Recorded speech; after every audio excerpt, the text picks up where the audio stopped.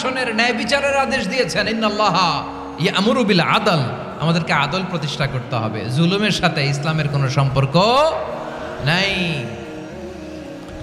আল্লাহ তাআলা জালিমদের জন্য কঠিন শাস্তি প্রস্তুত করে রেখেছেন। বিশ্বনবী বলেছেন, ইত্তাকি দাওয়াতাল মাজলুম ফাইন্না লাইসা বাইনাহু ওয়া বাইনাল্লাহি হিজাব। মাজলুমের কান্নাকে ভয় করো, কারণ মাজলুমের কান্না আর আল্লাহর মাঝে কোনো পর্দা থাকে না। আমরা আর নতুন করে কেউ জালিম হোক এটা চাই না, নতুন করে আবার কেউ ফ্যাসিস্ট হোক আমরা চাই না, এক দল আরেক দলকে নিশ্চিহ্ন করার রাজনীতি করুক আমরা চাই না। আমরা সুশাসনের বাংলাদেশ চাই,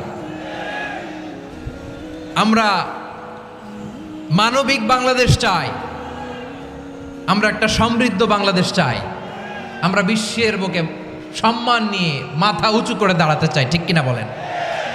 আল্লাহ বললেন, এটা যদি তোমরা চাও, একটা সমৃদ্ধ সমাজ যদি বিনির্মাণ করতে চাও, মানবিক সমাজ যদি বিনির্মাণ করতে চাও, আমি তোমাদেরকে সেজন্য প্রথমে আদালতের নির্দেশ দিলাম। ইন্নাল্লাহা ইয়া'মুরু বিল আদল, নিশ্চয় আল্লাহ তাআলা তোমাদেরকে ন্যায় বিচার সুশাসন এটার আদেশ দেন। সুবহানাল্লাহ। আদাল, ন্যায় বিচারের আদেশ আল্লাহ তাআলা কোরআনের বিভিন্ন আয়াতে দিয়েছেন। আল্লাহ তাআলা বলছেন, ইন্নাল্লাহা يأمركم أن تؤدوا الأمانات إلى أهلها وإذا حكمتم بين الناس أن تحكموا بالعدل إن الله نعم ما يعظكم به إن الله كان سميعا بصيرا। আল্লাহ তাআলা বললেন, আল্লাহ আদেশ দিচ্ছেন, যে ব্যক্তি আমানতের হকদার তার হাতে তোমরা আমানত পৌঁছে দাও, আর যখন তোমরা বিচার কার্য করবে, বিচার ফয়সালা করবে, আদালতের সাথে করো। সুবহানাল্লাহ বলেন।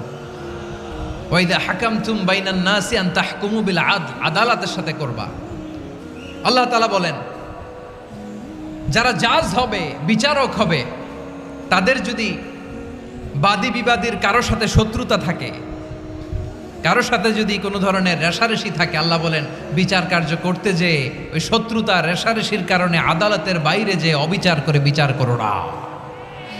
ওয়ালা ইয়াজরিমান্নাকুম শানাআনু কওমিন আলা আল্লা তা'দিলু ই'দিলু হুয়া আকরাবু লিত্তাকওয়া ওয়াত্তাকুল্লাহা ইন্নাল্লাহা খাবীরুম বিমা তা'মালুন। খবরদার কোনো জাতির প্রতি, কোনো গোষ্ঠীর প্রতি, কোনো গোত্রের প্রতি আক্রোশ যেন তোমাদেরকে ন্যায় বিচার থেকে দূরে সরিয়ে না দেয়, বরং আমি আল্লাহর আদেশ হলো ই'দিলু, তোমরা আদল করো, ন্যায় বিচার করো, সুবিচার করো, সুশাসন প্রতিষ্ঠা করো। হুয়া আকরাবু লিত্তাকওয়া, এটাই তাকওয়ার সবচেয়ে কাছাকাছি। সুবহানাল্লাহ বলেন। কোরআনের বিভিন্ন আয়াতে আল্লাহ তাআলা স্পেসিফিকলি ধরে ধরে বিচার করার সময় আমরা যেন আদাল করি সেটা বলেছেন। কোরআনের কোন কোন জায়গায় আল্লাহ তাআলা এই আল আদল শব্দটা ব্যবহার করেছেন। আবার একই জিনিস ইনসাফ, সুবিচার, সুশাসন, ন্যায় বিচার, ন্যায়পরায়ণতা বুঝাতে আল্লাহ তাআলা কখনো কখনো আল কিসত শব্দটা ব্যবহার করেছেন। আওয়াজ করে সবাই বলুন আল কিসত। প্রিয় ভাইয়েরা, সবাই আওয়াজ করে আমার সাথে সাথে বলুন আল কিসত। আল্লাহ তাআলা বলেন, ওয়া ইন হাকামতা ফাহকুম বাইনাহুম বিল কিসতি ইন্নাল্লাহা ইউহিব্বুল মুকসিতিন।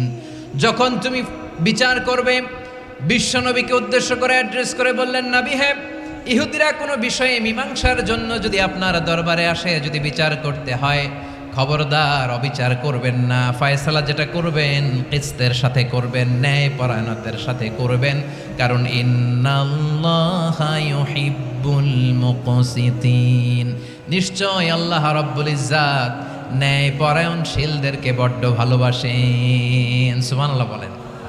ন্যায় পরায়ণ লোকদেরকে আল্লাহ তাআলা বড্ড ভালোবাসেন। অন্য আয়াতে আল্লাহ তাআলা বলছেন, وَنَضَعُ الْمَوَازِينَ الْقِسْطَ لِيَوْمِ الْقِيَامَةِ فَلَا تُظْلَمُ نَفْسٌ شَيْئًا।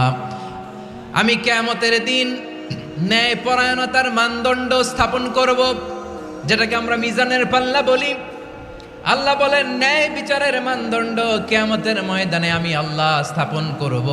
সেদিন কারো প্রতি বিন্দু পরিমাণ, এক চুল পরিমাণ অবিচার করা হবে না, কোনো অবিচার করা হবে না। সেদিন সুশাসন হবে, সুবিচার হবে, ন্যায় পরায়ণতার সাথে বিচার হবে। আওয়াজ করে পড়েন আল্লাহু আকবার।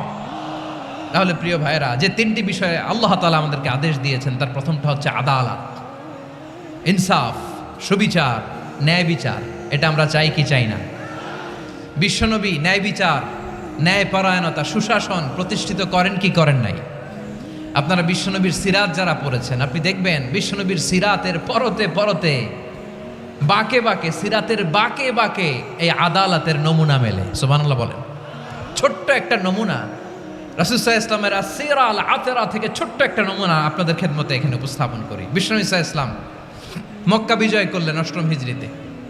মক্কা বিজয় শেষে তিনি কয়েক সপ্তাহ মক্কাতে অবস্থান করলেন। ইন দ্য মিন টাইম মক্কার একটা ভেরি প্রেস্টিজিয়াস অ্যান্ড ডিগনিফাইড ফ্যামিলির নারী চুরিতে ধরা পড়ল। কিসে ধরা পড়ল? সবাই বলেন কিসে? আমাদের সমাজে আসেনি এটা? আছে? ছোট না বড়? হ্যাঁ, হিসাব করে শেষ করা যায় না। ৩.৫ লাখ কোটি টাকা নাই উন্নয়ন প্রকল্পের নামে। উন্নয়ন প্রকল্পের নামে ৩.৫ লাখ কোটি টাকা নাই। ৩.৫ লাখ কোটি টাকা লিখতে পারবেন আপনি? এক টানে লিখতে পারবেন? বুঝতেছেন কত বড় সংখ্যা? হ্যাঁ, বনু মাখজুমিয়া গোত্রের এক নারী মক্কায় চুরিতে ধরা পড়ল। বলেন তো চুরি করলে বিধান কি? কি কাটতে হবে? চুরির বিধান হলো হাত কেটে দাও। তাও সেটা গোপনে নয়, প্রকাশ্যে জনসম্মুখে হাত কেটে দাও।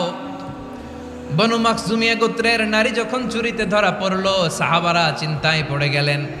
সবেমাত্র মক্কার লোকেরা কালিমা পড়ে মুসলমান হয়েছে, ইসলামের আইন কানুন তেমন জানে না, ইসলামী শরিয়ার সাথে বেশি পরিচিত নয়। এখনো যদি বিশ্বনবী চুরির যেই বিধান এটা যদি কায়েম করে হাত যদি কেটে দেয়, না জানি মক্কার লোকেরা আবার বিগড়ে যায়, না জানি মক্কার লোকেরা আবার মুরতাদ হয়ে যায়, না জানি মক্কার লোকেরা ইসলাম থেকে দূরে সরে যায়। চলো চলো সাহাবীরা মিলে পরামর্শ করলেন, চলো বিশ্বনবীর কাছে যে বলি, ও নবী, শুধু কেবলমাত্র একমাত্র এই নারীর জন্য চুরির হাত কাটার বিধানটা আপনি একটু থামিয়ে দেন। চুরির হাত কাটার যে বিধান এইখানে একটু রহিত করে দেন, বাকিগুলা কইরেন মদিনাতে যে চলবে, কিন্তু মক্কায় এবারের জন্য মাফ করে দেন। কিন্তু কে বলবে? এই যে পরামর্শ, সাজেশন, এটা কে দিবে বিশ্বনবীর কাছে? সাহাবারা চিন্তায় পড়ে গেলেন। আল্লাহর নবীর সামনে দাঁড়িয়ে আল্লাহর দেয়া হুদুদ, আল্লাহর দেয়া বিধান থামিয়ে দেওয়া, মাফ করে দেওয়া, এই কথা বিশ্বনবীর সামনে বলার সাহস তো কেউ রাখে না। কেউ কেউ বলল, বিশ্বনবীর পালক পুত্র যায়েদ বিন হারেসার সন্তান উসামারে বিশ্বনবী নাতির মতো আদর করে, বড্ড বেশি ভালোবাসে উসামারে। এজন্য সাহাবারা উসামাকে বলতো হিব্বু রাসূলিল্লাহ, বিশ্বনবীর ভালোবাসা। কি বলতো? সাহাবীরা বললেন বিশ্বনবীর ভালোবাসা হিব্বু রাসূলিল্লাহ, উসামারে পাঠাও। উসামারে বিশ্বনবী নাতির মতো স্নেহ করে, মায়া করে, ভালোবাসে। আমরা পারবো না, উসামা পারবে। সবাই মিলে ফুলিয়ে ফুসিয়ে ছোট্ট ওসামাকে রাজি করালো। ওসামা এমন এমন কথা যে তুমি বিশ্বনবীর কাছে বলতে হবে, পারবা নাকি? ওসামা বলে পারবো। সাইয়েদনা ওসামা রাদিয়াল্লাহু তাআলা আনহু তরুণ সাহাবী বিশ্বনবীর কাছে গেলেন, যে বললেন, নবী, বনু মাখজুমিয়া গোত্রের এক নারী চুরিতে ধরা পড়েছে, এবারের জন্য কি এই মহিলাটারে মাফ করে দিলে হয় না? এবারের জন্য একটু ক্ষমা করা যায় না নবী? বিশ্বনবী বলেন, আতাশফাউ ফি হাদ্দিম মিন হুদুদিল্লাহ, তোমার এত বড় সাহস উসামা, তুমি আল্লাহর হাত, আল্লাহর দেয়া বিধান, এটার ব্যাপারে সুপারিশ করতে এসেছো? তোমরা কি জানো তোমাদের আগে যত কওম, যত গোত্র, যত জনপদ ধ্বংস হয়েছে তার কারণ ছিল তাদের মধ্যে গরিবরা অন্যায় করলে তারা বিচার করত, আর ধনীরা অন্যায় করলে তারা মাফ করে দিত। খবরদার, ওয়া আইমুল্লাহ, লাউ আন্না ফাতিমাতা বিনতি মুহাম্মাদিন সারাকাত লাকাতা মুহাম্মাদুন ইয়াদাহা। বিশ্বনবী বললেন, ওরে ওসামা, বানু মাখজুমিয়ার ওই প্রেস্টিজিয়াস এন্ড ডিগনিফাইড ফ্যামিলির মেয়ে তো দূর কি বাত, অনেক দূরের কথা। জেনে রেখো ওসামা, আমার কলিজার টুকরা নয়নের পুটুলি ফাতেমাও যদি মক্কার জমিনে আজকে এই চুরির দায়ে ধরা পড়তো, আমি বিশ্বনবী মুহাম্মাদুর রাসূলুল্লাহ ধরে ফাতেমার ডান হাতটা কেটে দিতে এক বিলম্ব দেরি করতাম না। ইন্নাল্লাহা ইয়া'মুরু বিল আদল, আমাদেরকে জাস্টিস শিখায়। পশ্চিমারা আমাদেরকে ইনসাফ শিখায়, আমাদেরকে সুশাসন শিখায়। আর ইনসাফ, সুশাসন, ন্যায় বিচার, সুবিচার, জাস্টিস কারে বলে বিশ্বনবীর বায়োগ্রাফি থেকে জেনে নাও। এই ছিল বিষ্ণু ইসা ইসলামের আদালতের নমুনা।